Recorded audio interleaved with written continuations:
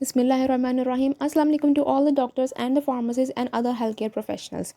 आज मैं आपको बहुत ही इंपॉर्टेंट क्वेश्चन से जो है ये लेक्चर का आगाज़ करने जा रही हूँ कि आप भी आयरन सप्लीमेंट रिकमेंड करते हैं।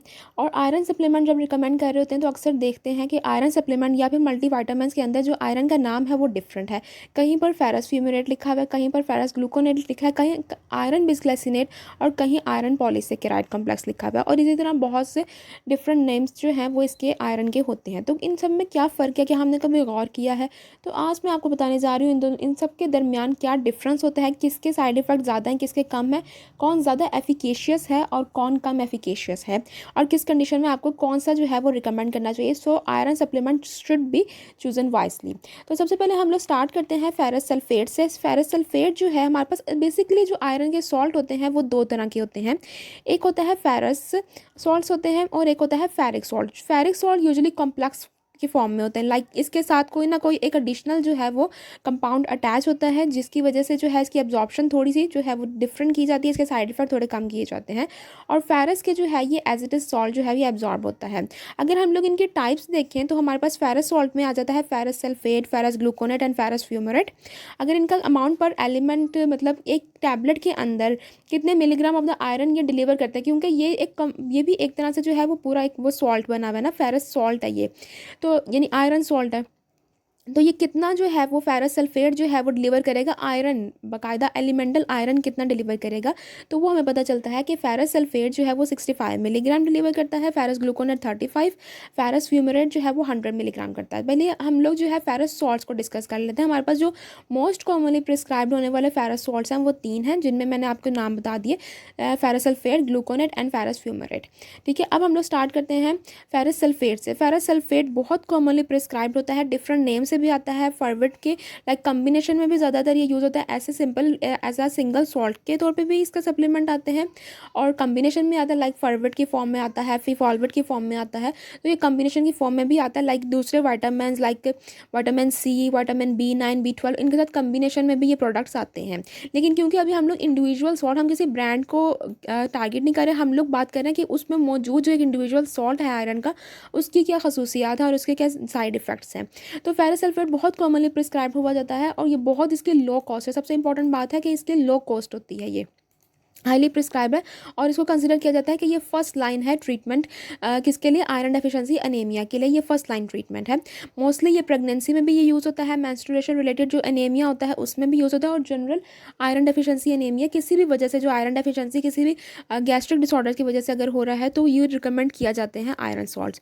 इसका फ़ायदा क्या है कि एक तो ये इनएक्सपेंसिव है, दूसरा ये वाइडली अवेलेबल है, बहुत लो कॉस्ट पर ये ईजिली अवेलेबल हो जाता है, और दूसरा इसका जो एडवांटेज है वो ये है कि ये बहुत एफिकेशियस है, यानी कि हेमोग्लोबिन का और जो फेरेटिन का लेवल बहुत जल्दी जो है वो अपने मतलब अगर कमी हुई हुई है हेमोग्लोबिन लेवल की या फिर फेरेटिन लेवल की, आयरन की कमी हुई हुई है, तो वो बहुत जल्दी जो है वो रिकवर कर देता है। लेकिन डिसएडवांटेज क्या है आयरन सल्फेट का या फेरस सल्फेट जिसको कहा जाता है, डिसएडवांटेज इसके गैस्ट्रोइंटेस्टाइनल यानी आपके जो मैदे के मसाइल है ना, उनमें ज़्यादा जो है ना पेशेंट को जो है वो मसला हो सकता है, लाइक दिल ख़राब होना, एपिगैस्ट्रिक डिस्कम्फर्ट, जो आपके अपर एब्डोमल का जो पार्ट है वहाँ पर जो है वो अजीब सी कैफियत महसूस होनी, कॉन्स्टिपेशन यानी कब्ज़ हो जाना, मेटालिक टेस्ट आना, ठीक है, लाइक कड़वा सा टेस्ट या मेटल लाइक टेस्ट होना, दांतों का कलर जो है वो स्टेन हो जाना, ब्लैक स्टेन हो जाता। इसी तरह जो स्टूल का कलर है वो भी जो है यानी पखाने का रंग भी जो है वो काला हो सकता है, लेकिन ये हार्मलेस होता है, कोई नुकसान की बात यानी कोई ख़तरे की अलामत नहीं होती, लेकिन अक्सर पेशेंट इससे डर जाते हैं और इसको जो है वो डॉक्टर्स जो है वो बाज़ का चेंज करने पे मजबूर हो जाते हैं क्योंकि इनके साइड इफ़ेक्ट्स होते हैं। इसी तरह से इसके इंटरेक्शंस भी हैं, लेकिन ये इंटरेक्शन सिर्फ फेरस सल्फेट के साथ नहीं बल्कि सारे फेरस सॉल्ट्स के साथ ही तकरीबन है। उनकी जो इंटेंसिटी है वो वेरी करती है, फेरस सल्फेट के साथ भी है, फेरस ग्लूकोनेट, फेरस फ्यूमेरेट सबके साथ है।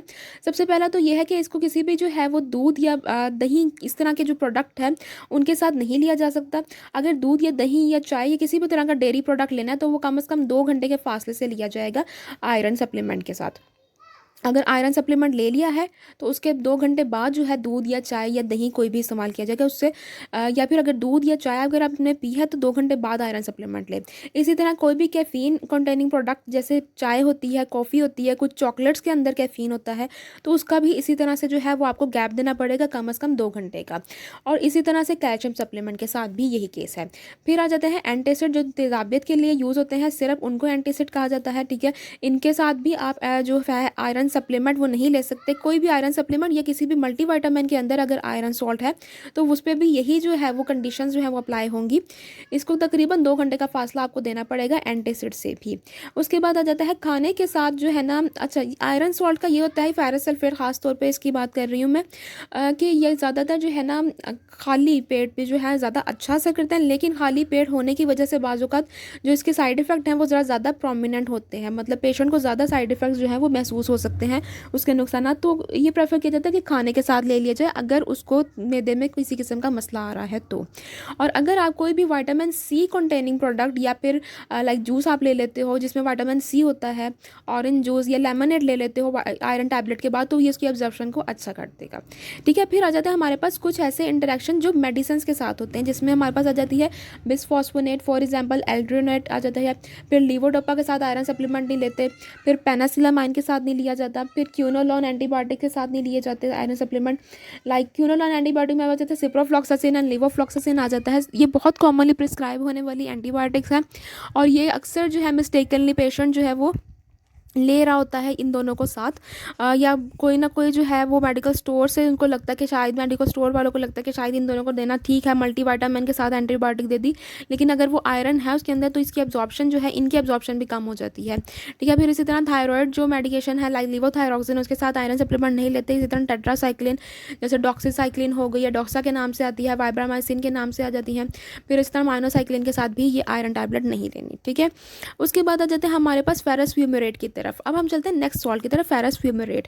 फेरस फ्यूमेरेट के जो साइड इफ़ेक्ट्स हैं वो तकरीबन सिमिलर हैं, और इसकी बल्कि आप कहें थोड़े सा साइड इफ़ेक्ट ज़्यादा है, वो मैं आपको बताती हूँ कि क्यों ज़्यादा होंगे इसके साइड इफ़ेक्ट, और इसकी इंटरेक्शन प्रोफाइल भी तकरीबन सिमिलर है। लेकिन इसका फ़ायदा क्या है? फ़ायदा ये है कि इसका जो एलिमेंटल यानी कि ये जो आयरन डिलीवर करता है ना वो हमारे पास ज़्यादा डिलीवर करता है। लाइक फेरस फ्यूमेरेट का हमने देखा कि इसकी जो एक गोली के अंदर से हमें जो आयरन मिलता है वो 100 मिलीग्राम मिलता है। तो जो टैबलेट की जो क्वांटिटी होती है ना, लाइक अगर आपको फेरस सल्फेट की जो है वो 3 गोलियां रिकमेंड की गई हैं, ठीक है, तो इसकी तकरीबन 2 से भी काम चल जाएगा, ठीक है। ये मैं आपको एग्जांपल दे रही हूँ। मतलब आप जो पेशेंट को रिकमेंड करते हैं तो डिपेंड करता है उसके आयरन लेवल और उसकी रिपोर्ट्स के अकॉर्डिंग क्या है, ठीक है। अब इसके अलावा जो है ना, मतलब एक तो फ़ायदा हो गया कि ये कि हाई एलिमेंटल आयरन कंटेंट है पर डोज, जिसकी वजह से कम टैबलेट्स रिक्वायर होती हैं वही आयरन को जो है ना उसी लेवल को पूरा करने के लिए, और ये कॉस्ट इफेक्टिव भी होता है। लेकिन नुकसान क्या है? क्योंकि हाई आयरन कंटेंट होता है, मतलब फ़ायदा भी वही है और नुकसान भी वही है कि हाई आयरन कंटेंट होता है, जिसकी वजह से क्या होता है गैस्ट्रिक सिम्टम्स जो है ना, गैस्ट्रिक डिस्कम्फर्ट वो ज़्यादा हो सकता है ऐसे इंडिविजुअल में जिनका पहले मैदा ख़राब रहता है, ठीक है, उनमें जो है ये ज़्यादा प्रोमिनेंट हो सकते हैं। उसी तरह से आ जाता है हमारे पास फेरस ग्लूकोनेट। फेरस ग्लूकोनेट में जो है हमारे पास ज़्यादातर ये रिकमेंडेड होता है एल्डरली पेशेंट्स के लिए, या फिर बच्चों में, या फिर उन लोगों के लिए जिनमें पहले से ही पेशेंट को कोई ना कोई मैदे के मसाइल हैं। तो उनमें ये फ़ायदा कैसे देता है? क्योंकि इसकी जो आयरन कंटेंट है वो डिलीवर करता है 35 मिलीग्राम। लाइक फेरस ग्लूकोनेट से हमें जो आयरन कंटेंट मिलता है वो 35 मिलीग्राम मिलता है, ठीक है। तो हम लोग बच्चों को या बूढ़ों को इसलिए देते हैं क्योंकि इसका आयरन कंटेंट इतना ज़्यादा नहीं है। तो बच्चे या बूढ़े जो है ये पेशेंट जो कि जिनको गैस्ट्रोइंटेस्टाइनल डिसऑर्डर होता है वो ईजिली जो है वो इसको डाइजेस्ट कर लेते हैं, उनको गैस्ट्रोइंटेस्टाइनल इतना इशू नहीं होते, ठीक है, क्योंकि कंटेंट है 35 मिलीग्राम। लेकिन नुकसान क्या है? अच्छा, फ़ायदा इसका ये है, तो मैंने आपको बताया कि फ़ायदा ये है कि इसकी टॉलरेबिलिटी जो है फेरस सल्फेट और फेरस फ्यूमेरेट की निस्बत जो है वो टॉलरेबिलिटी जो है वो इसकी ज़्यादा होती है फेरस ग्लूकोनेट की, या आयरन ग्लूकोनेट भी आप इसको कह सकते हैं। और ये अक्सर आप देखोगे जो बड़े बड़े मल्टी विटामिन ब्रांड्स हैं उनमें जो आयरन का सप्लीमेंट होता है ना वो फेरस ग्लूकोनेट ही होता है। क्यों? ताकि वो पेशेंट को जो है वो अपने रिटेन रख सकें, और वो कम से कम भी जो है ना पेशेंट क्यों रिटेन रहता है?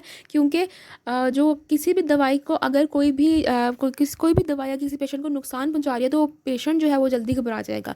फेरस ग्लूकोनेट क्योंकि कायम आयरन डिलीवर करता है तो इसका जो गैस्ट्रोइंटेस्टाइनल के जो डिसऑर्डर के चांसेस हैं वो कम होते हैं। लेकिन क्या है, क्योंकि आयरन का लेवल जो है वो आहिस्ता आहिस्ता, फिर क्योंकि कम आयरन डिलीवर कर रहा है तो जो आयरन का जो लेवल का रिकवरी है ना, जो आयरन की जो लेवल कम हुआ हुआ उसकी रिकवरी वो देर से होगी, क्योंकि आपकी बॉडी में कम जा रहा है ना ये। तो इस वजह से जो आयरन की जो डेफिशिएंसी है ये मॉडरेट या माइल्ड के लिए तो यूज़ हो सकता है, लेकिन सवेयर के लिए नहीं हो सकता। मतलब आयरन डेफिशिएंसी एनीमिया अगर किसी पेशेंट को है, माइल्ड टू मॉडरेट है, तो फिर तो यूज़ हो सकता है, लेकिन सवेयर अगर डेफिशिएंसी है तो फिर ये उसके लिए यूज़ नहीं होता। ठीक है, साइड इफेक्ट इसका यही बात आ जाती है कि ये सवेयर के लिए यूज़ नहीं होता और ज़्यादा जो है वो क्वांटिटी आपको लेनी पड़ती है, क्योंकि ये जस्ट 35 मिलीग्राम देता है। और अगर हम लोग एक दफ़ा रिकॉल कर रहे हैं, क्योंकि रिकॉल करना बहुत इंपॉर्टेंट है, फेरस सल्फेट जो है वो 65 मिलीग्राम दे रहा होता है, डिलीवर करता है आयरन, और फेरस फ्यूमरेट जो है वो 100 मिलीग्राम आयरन जो है वो डिलीवर करता है। ठीक है, उसके बाद आ जाते हैं इंटरेक्शन प्रोफाइल, इनकी भी सिमिलर है।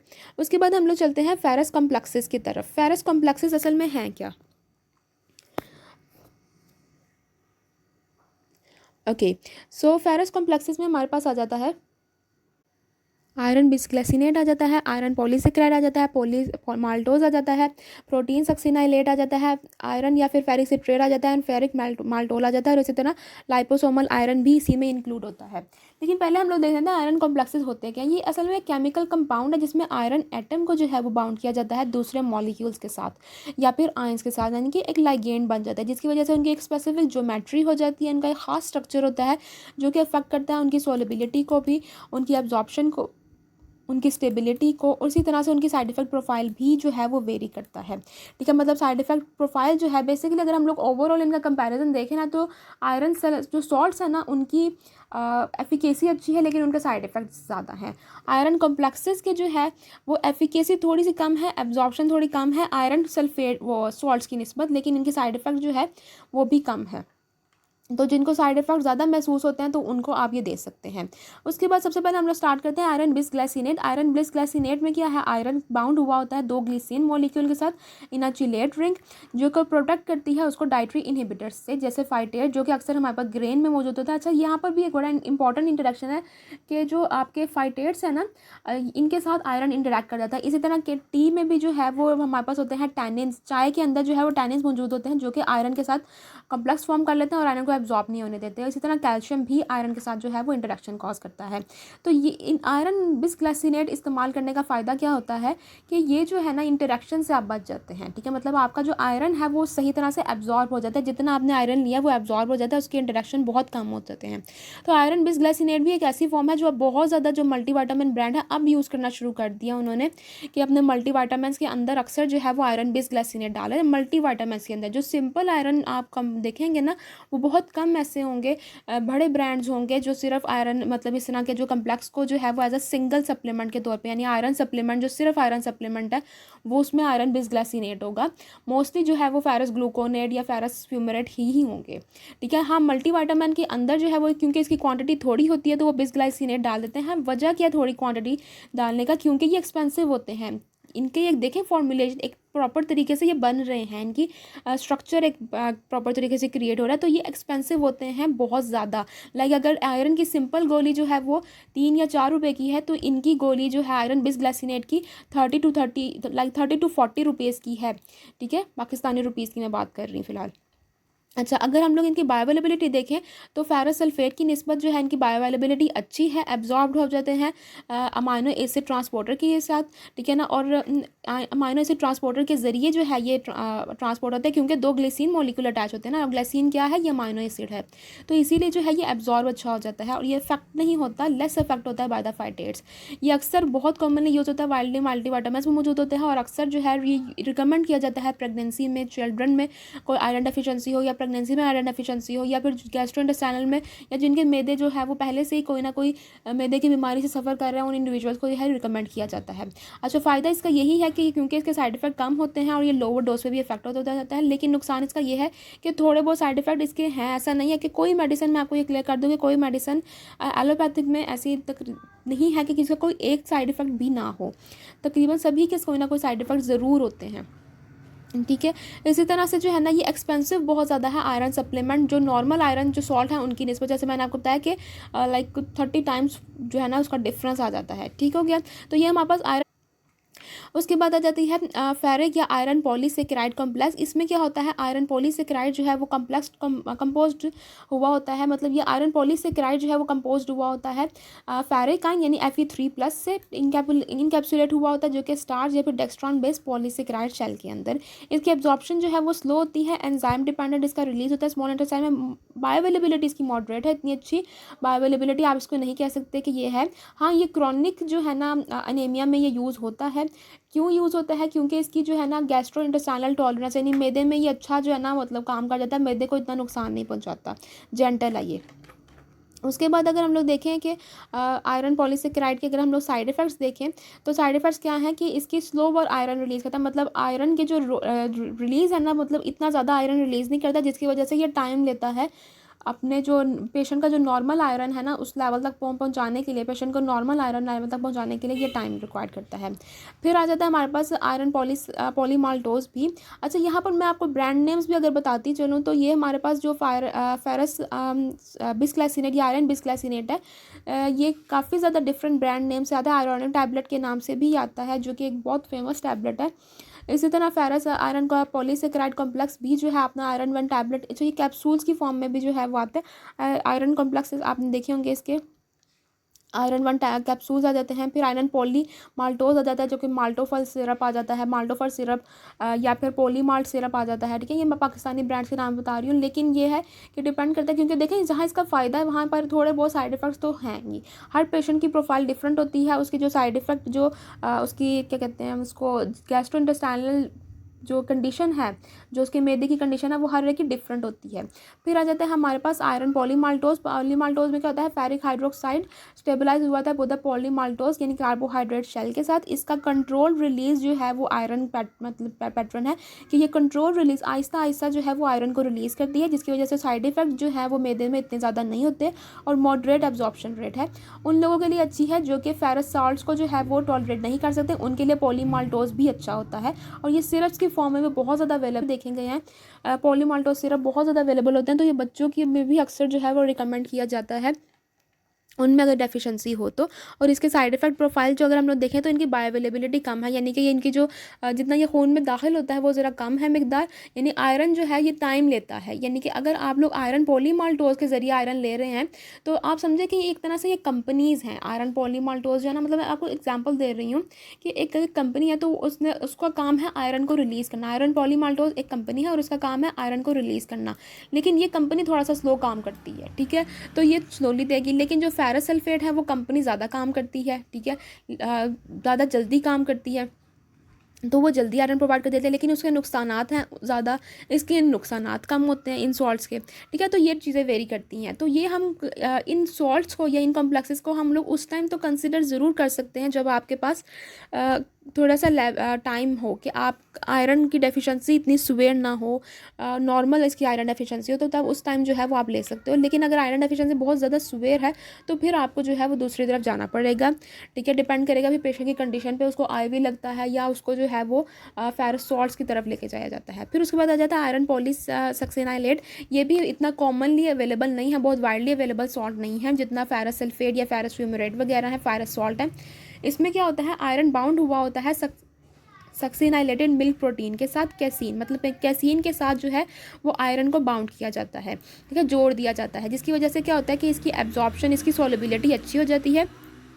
लेकिन सॉल्युबिलिटी जो है वो कहाँ पर होती है, पानी में इसकी सॉल्युबिलिटी इतनी नहीं होती, लेस एसिडिक इन्वायरमेंट में इसकी सॉल्युबिलिटी होती है और एसिडिक में भी नहीं होती, जिसकी वजह से ये जो मैदे में जो मेन साइड इफेक्ट होते हैं ना, मैदे में जो इरिटेशन होना शुरू हो जाना आयरन सप्लीमेंट की वजह से, वो इसका नहीं है आयरन प्रोटीन सक्सिनाइलेट का, क्योंकि इसने जाके एब्जॉर्ब ही, इसने जो रिलीज़ ही आयरन को जो है वो स्मॉल इंटेस्टाइन यानी कि छोटी आंत में जाके इसने आयरन को रिलीज़ करना है, जहाँ पर जो है इसकी जो सॉल्युबिलिटी होगी और ये एब्जॉर्ब हो जाएगा। इसका खास ट्रांसपोर्टर होता है DMT1 जो कि ट्रांसपोर्ट करता है आयरन को, या फिर जो दूसरे सॉल्ट्स होते हैं ना, मतलब दूसरे मिनरल्स होते हैं, डाइवेलेंट मेटल आयंस होते हैं, उनको जो है ये ट्रांसपोर्ट करता है ये ट्रांसपोर्टर। अगर हम लोग देखें तो ये यूज़फुल है GIT जो सेंसिटिव पेशेंट्स हैं उनमें ये बहुत ज़्यादा यूज़फुल है।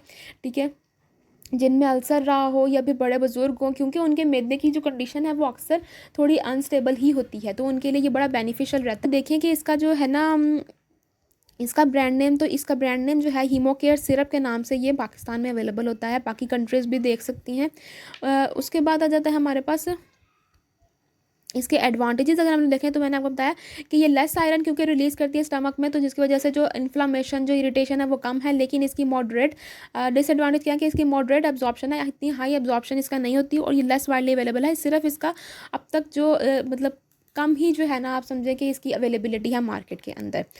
उसके बाद आ जाते हैं हमारे पास नेक्स्ट सिरप की तरफ, नेक्स्ट आयरन सॉल्ट की तरफ जो है आयरन सिट्रेट। आयरन सिट्रेट का मैं आपको ओवरऑल एक व्यू दे देती हूँ। आयरन सिट्रेट जो है वो फेरिक आयन जो है सिट्रेट के साथ जुड़ा हुआ है। ये इंट्रावेनसली भी यूज़ किया जाता है क्रॉनिक किडनी डिजीज़ के पेशेंट्स के लिए, जिनमें ये जो है ना फॉस्फेट का लेवल कम करता है। किस तरह से कम करता है? जब ये स्टमक में जाता है, स्टमक की पीएच की वजह से जो है आयरन डिसोसिएट हो जाता है अपने फेरिक कॉम्प्लेक्स से, और फेरिक जो है पॉजिटिव चार्ज होता है ना फेरिक के ऊपर Fe3+ होता है, वो कम्प्लेक्स फॉर्म कर लेता है विद द फॉस्फेट्स के साथ, ठीक है, एनायनिक सॉल्ट्स के साथ कम्प्लेक्स फॉर्म कर देता है, जो कि ब्लड स्ट्रीम में जो है वो एब्जॉर्ब नहीं होता और ऐसे ही स्टूल्स के जरिए मतलब इंटेस्टाइन के पाथवे के थ्रू ये जो है बॉडी से एलिमिनेट हो जाता है, ठीक है। उसके बाद क्या है, ये आयरन डेफिशिएंसी एनीमिया में भी यूज़ होता है एज अ, लाइक मैंने आपको बताया कि CKD में भी ये यूज़ अगर हम लोग देखें इसका CKD में भी यूज़ हो रहा है और फॉस्फेट बाइंडर के तौर पे भी ये यूज़ होता है, ठीक है। इसको रिकमेंड किया जाता है कि इसको खाने के साथ लिया जाए आयरन सिट्रेट को। इसका डूल एक्शन है, जैसे आपको पहले बताया। साइड इफेक्ट इसके क्या है कि इसके GIT जो है वो साइड इफेक्ट हो सकते हैं। Then comes iron maltol. Iron maltol जो है वो फेरिक, अगेन मैंने आपको बताया कि जो फेरिक कम्प्लेक्स है ना फेरिक आयन, ये कम्प्लेक्स हुआ है डिफरेंट लाइगेंड्स के साथ, ठीक है ना। तो यही इसकी एग्जांपल में एक आयरन माल्टोल भी आ जाता है। फेरिक आयन जो है वो बाउंड हुआ है माल्टोल के साथ, जो कि एक नेचुरल फ्लेवर इन्हांसर है, ठीक है। इसका स्टेबल कॉम्प्लेक्स जो है वो इसकी सोलेबिलिटी को इन्हांस करता है, इंटेस्टाइनल एब्जॉर्प्शन भी होती है इसकी। आयरन डिसोसिएट हो जाता है लेकिन माल्टोल कॉम्प्लेक्स से एब्जॉर्प्शन से पहले, और फ्री माल्टोल अलग एब्जॉर्ब होता है और आयरन जो है वो अलग एब्जॉर्ब होता है। लेकिन क्या है कि जस्ट इसकी सोलेबिलिटी होती है इन्हांस, और जो इसके जो साइड इफेक्ट प्रोफाइल अगर हम लोग देखें तो इसके साइड इफेक्ट प्रोफाइल है। यूजेस इसके यही है कि ये जो है एम्प्टी स्टमक में प्रेफरेबल तो ये है कि इसको एम्प्टी स्टमक में लिया जाए। लाइक आयरन सिट्रेट को तो रिकमेंड किया जाता है ना कि वो खाने के साथ लिया जाए, इसको आयरन माल्टोल को रिकमेंड किया जा रहा है कि इसको खाने के साथ ना लिया जाए, खाने के बगैर लिया जाए। आयरन डेफिशिएंसी एनीमिया में ही यूज़ होता है। अच्छा, यहाँ पर एक बड़ी इंपॉर्टेंट चीज़ है, इसके जो इफेक्ट है ना, इसकी इफेक्टिवनेस देखी गई है ऐसे पेशेंट में जिनको इन्फ्लेमेटरी बाउल डिजीज़ है, लेकिन उस टाइम उनके जो सिम्टम्स है ना वो एक्टिव नहीं है, लाइक उस टाइम वो सफ़र नहीं कर रहे, वैसे वो इन्फ्लेमेटरी बाउल डिजीज़ के पेशेंट हैं, ठीक है, पास्ट में रह चुके हैं, लेकिन उस time for the time being अगर वो उस कंडीशन से लाइक उनको सुवेरिटी जो पेट दर्द है, मोशन है, लाइक इस तरह के कोई भी सिम्टम्स नहीं है, तो उस टाइम में जो है आयरन माल्टोल इफेक्टिव प्रूफ हुआ है। लेकिन एट द सेम टाइम ये इसके सिम्टम्स को बढ़ा भी सकता है अगर एक्टिव सिम्टम है, लाइक अगर IBD अपने फ्लेयर में है तो उसको बढ़ा सकता है, फ्लेयर अप कर सकता है मज़ीद। कि अगर कोई पेशेंट अभी सफ़र कर रहा है, मतलब उसको पेशेंट तो है ही है वो काफ़ी अरसे से, लेकिन उसको सिम्टम्स भी इन दिनों में आ रहे हैं एक पर्टिकुलर डेज में जिनमें आपने आयरन जो माल्टोल शुरू करवाया, तो आयरन माल्टोल की वजह से उसके सिम्टम्स मज़ीद ख़राब हो सकते हैं। तो अगर कोई सिम्टम्स लाइक अगर आप किसी को आयरन माल्टोल रिकमेंड करने जा रहे हैं और उस वक्त उसके सिम्टम्स भी ऐसे हैं कि मतलब वो कंडीशन कोई ना कोई पहले से मैदे के मसाइल से जो है वो गुजर रहा है, उसके सिम्टम्स एक्टिव स्टेट में है, तो आप रिकमेंड ना कीजिए ये आयरन माल्टोल। अगर उसके सिम्टम्स एक्टिव नहीं है तो फिर रिकमेंड किया जा सकता है, ठीक है। फिर आ जाता है लाइपोसोमल आयरन। लाइपोसोम तो ऐसी चीज़ है कि अब तकरीबन हर जो है ना वो हर एक नई से नई जो आपकी मेडिसिन है ना वो इसमें जो है लाइपोसोम की, नायोसोम्स की, नैनो पार्टिकल्स की फॉर्म में जो है वो डेवलप हो रही है। इसी तरह लाइपोसोम जो हमारे पास लाइपोसोमल आयरन भी डेवलप हुआ है, इसमें हमारे पास जो हमारे पास जो आयरन है ना वो इनकैप्सुलेट किया गया है फॉस्फोलिपिड के अंदर, और ये फॉस्फोलिपिड जो है वो मर्ज हो जाती है इंटेस्टाइनल सेल मेम्ब्रेन के साथ थ्रू द एंडोसाइटोसिस और डिलीवर करती है आयरन को। इसकी एब्जॉर्प्शन का पैटर्न भी इसी तरह से है कि ये एब्जॉर्ब होती है इंटेस्टाइनल ल्यूमन में, ठीक है ना, और इंटेस्टाइनल ल्यूमन के बाद जो है ये लिम्फेटिक सिस्टम में एंटर होती है। वहाँ से जो है ये इनकॉर्पोरेट होती है मैक्रोफेजेस में, मैक्रोफेजेस के through the process of endocytosis, और फिर लिम्फेटिक सिस्टम से ही ये हिपेटोसाइट्स में जाती है, और हिपेटोसाइट्स में जाके वहाँ पर जो लाइसोसोम्स होते हैं वो इसको ब्रेक डाउन करते हैं और वहाँ पर आयरन को रिलीज की था। उसके बाद आ जाता है कि हमारे पास लाइपोसोम ये इंडिकेटेड किस कंडीशन में है, जो ऐसे पेशेंट जो इनको बाकी आयरन सूट ना कर रहे हो उनको ये दिया जाता है, लाइक उनको कोई ना कोई आयरन डिसऑर्डर आयरन जो है वो उनको सप्लीमेंट सूट नहीं कर रहा, तो उस कंडीशन में जो है वो आप लाइपोसोमल आयरन दे सकते हैं। इसकी वजह ये है कि लाइक इसको सेकंड ऑप्शन क्यों रखा जा रहा है। पहली बात तो ये, एक तो ये एक्सपेंसिव है, ठीक है ना। सबसे बड़ी बात तो यह है कि ये इसकी एक्सपेंसिवनेस ही जो है वो इसकी सबसे बड़ी बात है कि ये कम यूज़ होता है, क्योंकि लोग एक्सपेंसिव मेडिसिन को जो है लॉन्ग टर्म नहीं लेके चल सकते हैं, ठीक है। तो अगर बाकी आयरन सप्लीमेंट जो है वो यूज़फुल नहीं है, तो फिर इस कंडीशन में जो है वो इस आयरन को, लाइपोसोमल आयरन को जो है वो आप यूज़ करवा सकते हैं।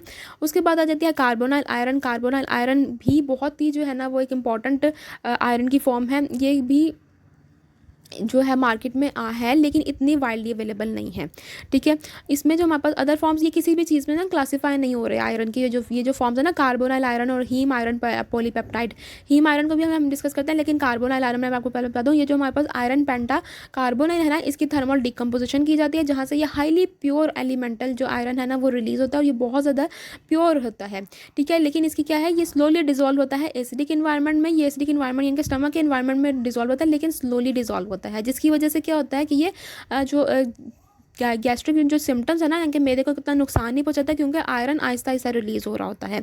और इसी इसकी स्लोनेस की वजह ही इसकी जो साइड इफेक्ट है, क्योंकि इसका स्लो एब्जॉर्प्शन पैटर्न है, तो ये सुवेयर एनीमिया में ये इफेक्टिव नहीं है। क्योंकि सुवेयर एनीमिया हो तो उस वक्त हम इंतज़ार नहीं कर सकते कि हम लोग किसी स्लो एजेंट को जो है ना, स्लो वर्किंग एजेंट को जो है वो हम लोग चूज़ करें, ठीक है। फिर उसके बाद आ जाता है हमारे पास हीम आयरन पॉलीपेप्टाइड। ये असल में हीम, अगर हम लोग आयरन की एक और देखें ना, नेचर से अगर हम लोग देखें आयरन की, बेसिकली जैसे मैंने आपको बताया फेरस और फेरिक, इसी तरह हमारे पास हीम और नॉन हीम आयरन भी आता है।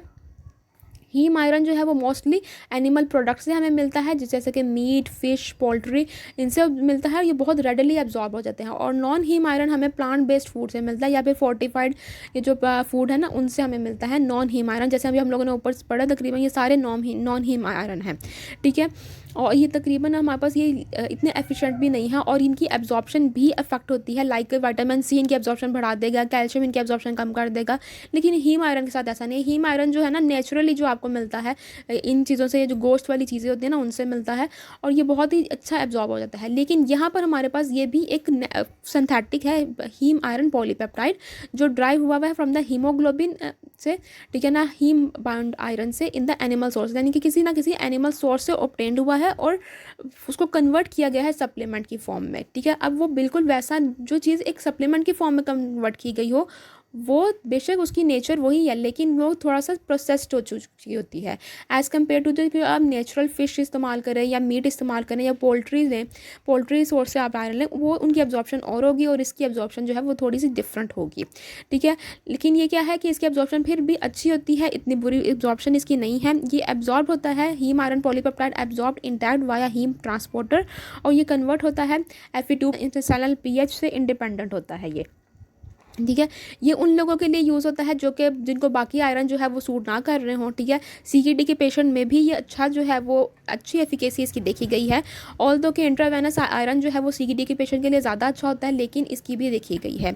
इसके एडवांटेजेस क्या हैं, कम गैस्ट्रोइंटेस्टाइनल इरिटेशन है, लेकिन नुकसान क्या है कि ये एक्सपेंसिव है, जैसे कि बाकी सारे आयरन कॉम्प्लेक्सेस एक्सपेंसिव हैं, इसी तरह ये भी एक्सपेंसिव है, ठीक है। और ये वेजिटेरियंस के लिए भी सूटेबल नहीं है। सो हमारे पास जो फाइनल मैसेज क्या है कि हमारे पास कुछ ऐसे आयरन सप्लीमेंट है जो रैपिड एक्टिंग होते हैं, जैसे हमारे पास फेरसोल जितने भी हैं उनकी जो है रैपिड एफिकेसी है, ठीक है ना, जल्दी इफेक्ट प्रोड्यूस करते हैं, और उनके लेकिन साइड इफेक्ट ज़्यादा हैं। लेकिन जो फेरिक कॉम्प्लेक्सेस हैं उनके साइड इफेक्ट कम है, लेकिन वो थोड़ा सा स्लोली एक्ट करते हैं। तो आपके जो पेशेंट है उसकी प्रोफाइल, उसका जो गैस्ट्रोइंटेस्टाइनल की स्टेट है वो बहुत ज़्यादा मैटर करती है, उसके मैदे की कंडीशन क्या है, ये चीज़ें मैटर करती हैं इससे पहले कि आप कोई भी आयरन की सप्लीमेंट की फॉर्म उनको रिकमेंड करें। क्योंकि हो सकता है पेशेंट आपको ना बताए कि उसको कोई ना कोई साइड इफेक्ट हो रहे हैं, उसको मैदे में तकलीफ हो रही है, उसको कब्ज़ हो रही है आयरन के सप्लीमेंट से, और वो आयरन की टैबलेट ऐसे ही छोड़ दे। तो बेहतर है कि आप खुद पेशेंट से जो है वो पूछें, being a pharmacist and physician, कि आप खुद पेशेंट से पूछें कि उसको कोई मैदे का मसला तो नहीं है, इससे पहले कि आप उसको कोई भी आयरन सप्लीमेंट जो है वो ऐसे ही रिकमेंड कर दें। So this is the final message. कोई भी जो है वो यहाँ पर ब्रांड का अगर नाम लिया गया तो यहाँ पर किसी भी डिफॉर्मेशन की जो है वो इंटेंशन नहीं है। इंटेंशन हमारा बस ये है कि हमें आयरन सॉल्ट का जो है वो पता चल जाए कि आयरन सॉल्ट जो है वो किस तरह के टाइप्स के होते हैं और किसका ज़्यादा फ़ायदा है, किसका ज़्यादा नुकसान है, हमारे पास किसका जो है वो सस्ता मिल जाता है, किसके जो है वो महंगा है, ठीक है ना। तो ये सारी चीज़ें थी। अगर आपको कुछ भी समझ ना आया हो तो आप कमेंट्स में भी पूछ सकते हैं, फेसबुक पेज के थ्रू से भी पूछ सकते हैं। और ये सारा जो लेक्चर है आपको इजीली मिल जाएगा। prescriptioncracker.com पे आप जाएं, वहाँ पर आपको ये सारे के सारा जो ये नोट्स हैं ये आपको इजीली अवेलेबल हैं, ठीक है। और अगर आपने कोई भी नोट्स लेने हों, लाइक आपने कोई भी जो है वो नोट लेने हैं फार्माकोलॉजी के, तो वो भी यहाँ पर सारे अवेलेबल हैं, या फिर फार्माको स्टडी के कोई भी नोट, लेक्चर नोट जो आपके अक्सर बच्चे पूछते हैं, तो वो यहाँ से जो है वो अवेलेबल आपको मिल जाएंगे ईजीली, ठीक है। तो चैनल को ज़रूर सब्सक्राइब कीजिएगा और इस लेक्चर को जाकर ज़रूर prescriptioncracker.com